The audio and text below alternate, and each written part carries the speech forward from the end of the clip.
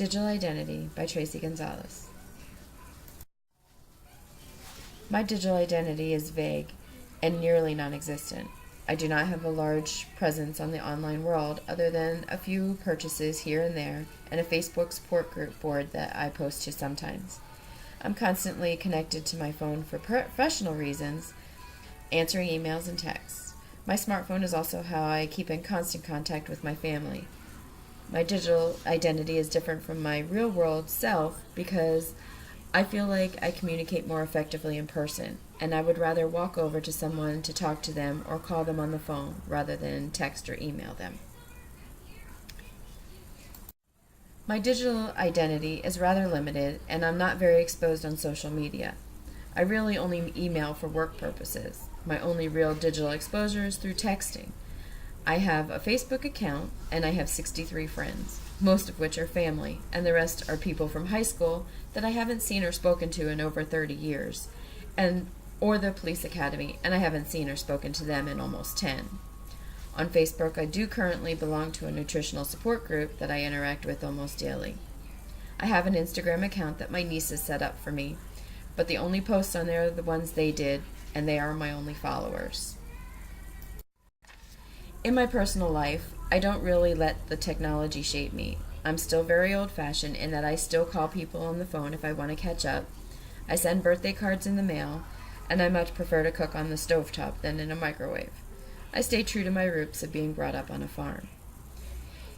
In my education, technology is more prevalent, especially since I'm finishing my education in the online environment.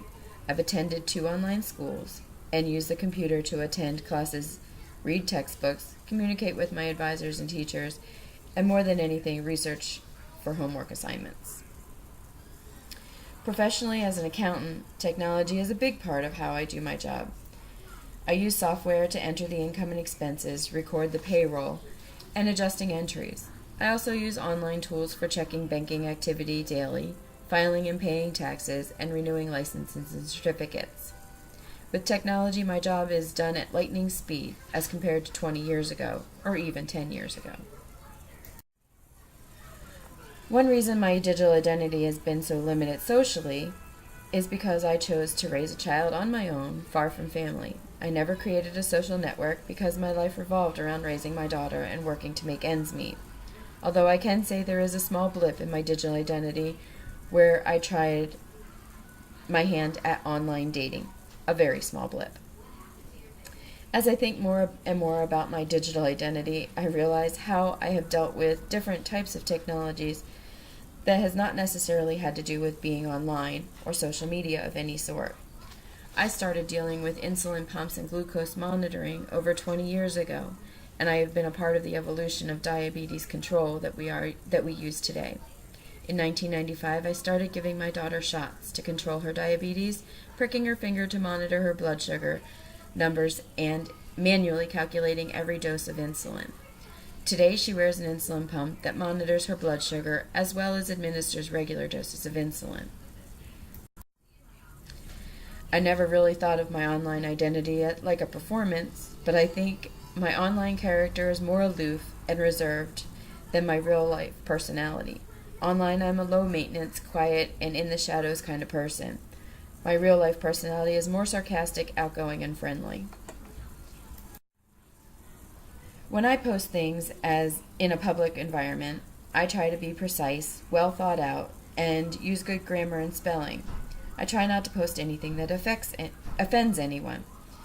When I'm texting my family and friends, I use lots of acronyms, crazy punctuation, and random thoughts that all run together as one sentence.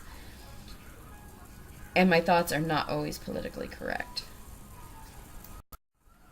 Since I am online mostly for education and professional reasons, I think that this assignment has made me realize that I need to work on my social life, both online and in real life. I have become the type of person that has let work take over. I would like to learn more about socializing virtually, since that seems to be where the world is headed.